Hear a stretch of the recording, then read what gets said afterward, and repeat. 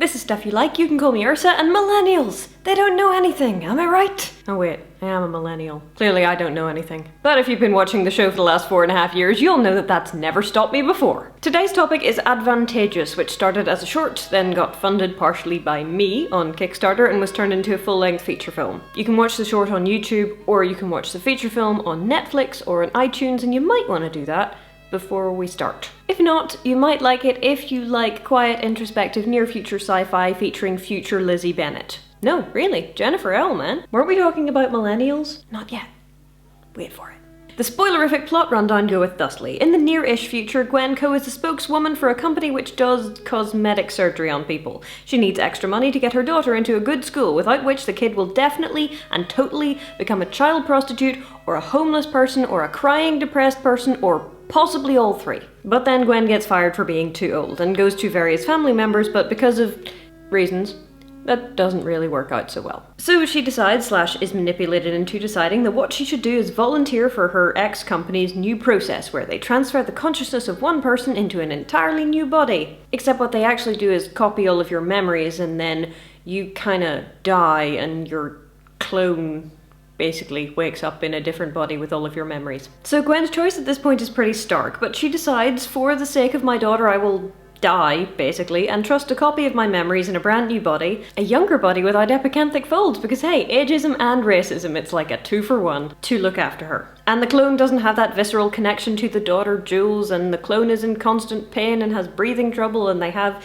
issues and it'd break your heart, but the ending is hopeful. A little bit hopeful anyway. But it is and can only ever be a personal hope because dang, society went and got messed up. Yeah, it's pretty dark. I mean, not in a gory kind of way, but in a wow, they really went there kind of way. There is so much in here. Social commentary and ageism and commonplace terrorism and sexism and racism and robots, sort of. Not many actual robots, which was a little bit disappointing because, you know, I do like a robot or two, but you know, there are plenty of artificial intelligence type things going on. And how much we control our own lives, which is the whole agency versus structure debate that we talked about way back in episode 50 with Serenity. And when morality takes a backseat to desperation, and seriously, there is so much crammed in there, you should go watch it. Right, millennials. Okay, first of all, there's a Chrome extension which changes any instance of the word millennial or millennials into snake person or snake people, which I find completely hilarious, but that's probably only because I am a snake person. A couple of the reviews of Advantageous talk about how it's a movie about millennials, and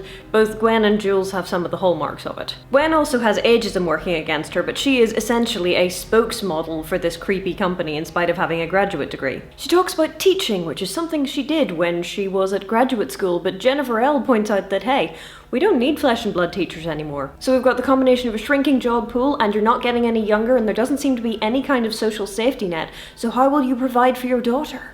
And as for Jules, well, as one of her friends puts it at the start of the movie, only one of you can be the winner. And that's what happens when the job pool is shrinking and when you are talented and focused and educated, but probably totally screwed. And if you're not all of those things, then you are definitely totally screwed. Jules is being hothoused because only hothousing will give her a tiny chance of success in this world. Otherwise she will definitely end up a dead, homeless, addicted child prostitute. Or similar.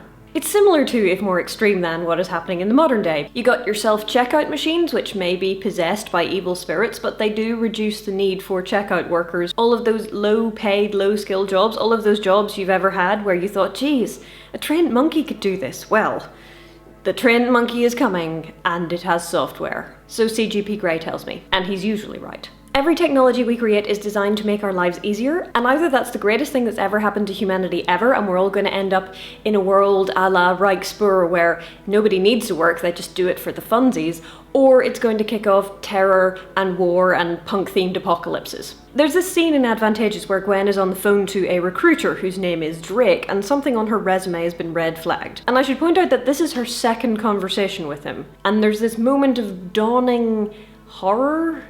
Recognition, resignation, as she realizes that she's actually talking to a robot because it's not giving her proper human people answers. One of the most compelling things about Advantageous is how plausible it feels. Of course all the robots have taken the jobs, of course education is basically now just desperate job training, perfection required. I mean, we seem to be trying to head in that direction anyway. And all that means is the less advantaged get further behind and the more advantaged pull out all of the stops in order to give their advantages to their children. Gwen feels powerless. She has no control over her life, but she can make a choice that might, and you know what? It's still a might, save Jules from a life of homelessness, despair, and possible child prostitution. Every one of Gwen's choices is driven by fear and desperation, but there is an individualism there too. She doesn't join a rebel movement or fight the power or whatever. There is no Hunger Games revolution in Gwen's life, because any offbeat thing she does will kill her already fragile chance at a new job, and more than that, will cold-bloodedly murder any chance Jules has for advancement. Gwen looks at the agency versus structure debate and takes the opposite path to Mal Reynolds and Katniss Everdeen.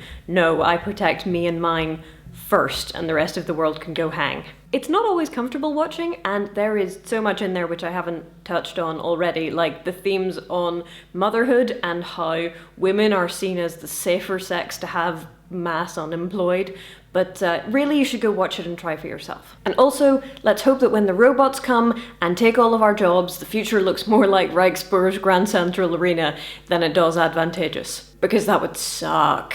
And that's our lot for this episode. So if you like the show and you'd like to support it, patreon.com/JillBearup is somewhere up in this corner, up here.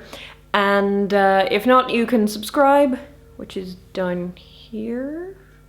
Or you can follow me on Twitter, which is @JillBearup, or on Tumblr, sursamursa.tumblr.com. And I will see you next time for the episode which will come up on the screen, as if by magic right now.